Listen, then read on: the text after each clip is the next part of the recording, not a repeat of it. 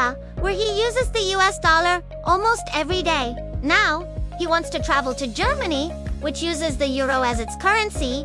But when FIP tries to exchange his money, he finds that 1 US dollar is equal to 90 cents euro. Then FIP goes to Vietnam, where 1 US dollar is equal to 25,000 dong. Wait, hold on.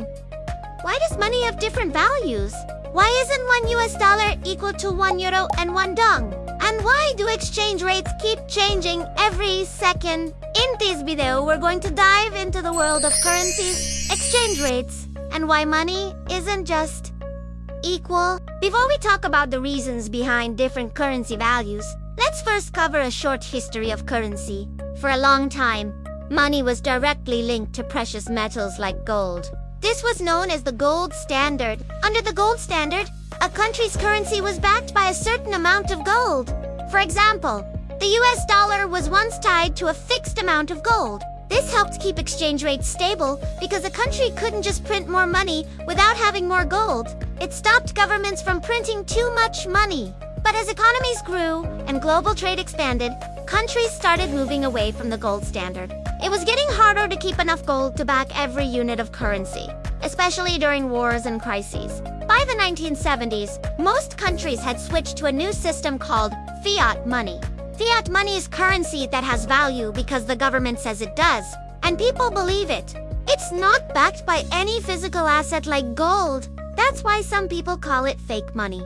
If you want to learn more about this, let me know in the comment section, and I can make another video for it. As fiat money has no physical value like gold, its value depends on whether people still want it or not. If many people want the money, they will compete to get it, making the value of the money go up. But if nobody wants the money, its value goes down. So, the value of fiat money comes from supply and demand.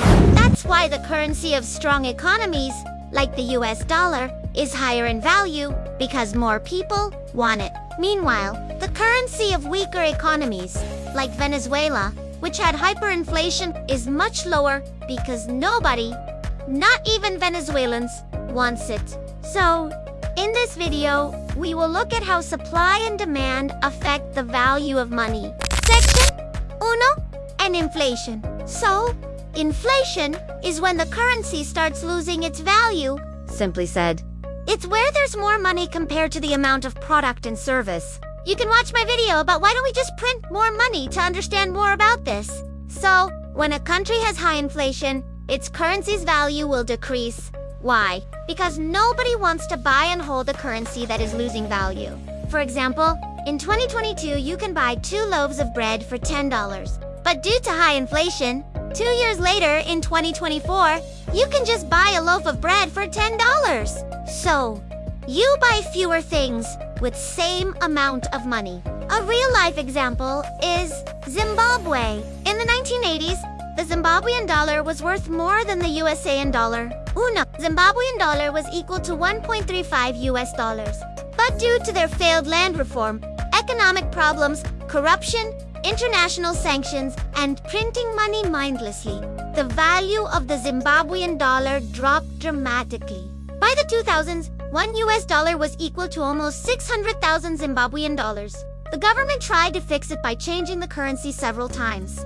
But in the end, they gave up and started using more stable foreign currencies like the US dollar and the South African rand. Even though the latest news is Zimbabwe trying to get back their original currency. So, plus 1.4, never giving up to Zimbabwe. Section 2. Interest rate. You might have heard about interest rates before and wondered why they matter so much. Interest rates are the cost of borrowing money in percent. If you borrow $1,000 at a 10% interest rate, you have to pay back $1,000 plus an extra $100 as interest. Central banks, like the Federal Reserve in the US, set interest rates in their countries. When a country has high interest rates, it offers better returns on investments, attracting foreign investors. These investors need to buy that country's currency to invest, which increases demand and strengthens the currency. For example, you want to invest in government bonds. Government bonds are when you lend your money to the government for a set period of time. Then the government will return your money with the interest. Let's say you buy a governmental bond for $1,000 with 5% interest for 10 years. It means the government borrows your $1,000 and will pay you 5% interest on $1,000, which is $50, every year for 10 years. So, the logic is, the higher the interest rate, higher the return of investment.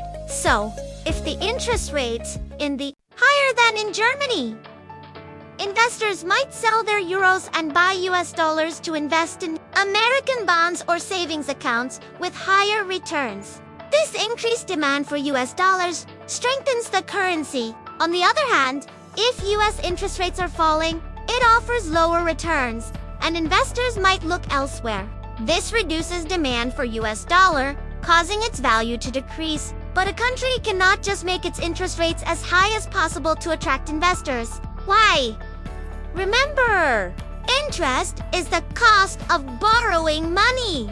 High interest rates also mean it becomes more expensive for people and businesses in that country to borrow money. If borrowing becomes expensive, fewer people buy homes or start businesses. This can slow the economy and lead to unemployment. So, the central bank needs to increase and decrease the interest rate based on the country's situation. And that's why everyone is afraid of this guy when he announces the US interest rate. Section 3. Country situation and foreign investment. When China opened up its market in the late 1970s to foreign investors, lots of foreign companies started to open their business in China. If they wanted to open factories in China, of course they needed Chinese currency, which is yuan or renminbi, to buy the land, build the factories, pay the workers, and other expenses. So, it just makes more demand for Chinese yuan and make the yuan value stronger and give China lots of money. That's why almost all countries promote their countries to foreign investors and lure them to invest and do business in their countries. But foreign investors won't just invest in any country. They look for countries with stable politics and economies. Why? A stable government means consistent rules and laws for businesses. For example, if a country promises low taxes to attract foreign businesses, but then suddenly raises taxes, it becomes more expensive for those businesses. They could lose money. If a country keeps changing its rules, businesses won't feel safe investing there. Similarly, if there are lots of protests or strikes, it can disrupt production and make it hard for businesses to operate smoothly. A stable economy is also important because it means the country's money is less likely to lose value suddenly. If a country has a lot of debt, high inflation, or frequent economic problems, foreign investors worry they might lose money. So, a stable country is more attractive for investment, which helps keep its currency strong. Section 4. Export and import. When Japan exports cars to other countries, those countries need to use Japanese yen to buy the cars. This makes the yen high in demand. If Japan imports coal from Australia, they need to use Australian dollars to buy the coal, which increases demand for the Australian dollar. Most countries try to export more so that others need to buy their currency, making it stronger. For example, when the US convinced oil-producing countries like Saudi Arabia to sell oil only in US dollars, it made $2 highly in demand. Since almost all countries need oil, they have to get US dollars to buy it. This made the US dollar a global currency, strengthening the US economy and influence as the #1 in the world. This is known as the Petrodollar, even though there's rumor that Saudi tried to accept other currencies also. I could also make another video about it if you want. On the other hand, small island nations in the Pacific, like Tuvalu, don't have much to export, so their local currencies aren't too widely. Instead, they use stronger currencies like the US dollar or Australian dollar to make trade easier. Section 5. Fixed value. So, if you want your country to get stable and strong currency and also doesn't want to be hassle about it, then just use this trick.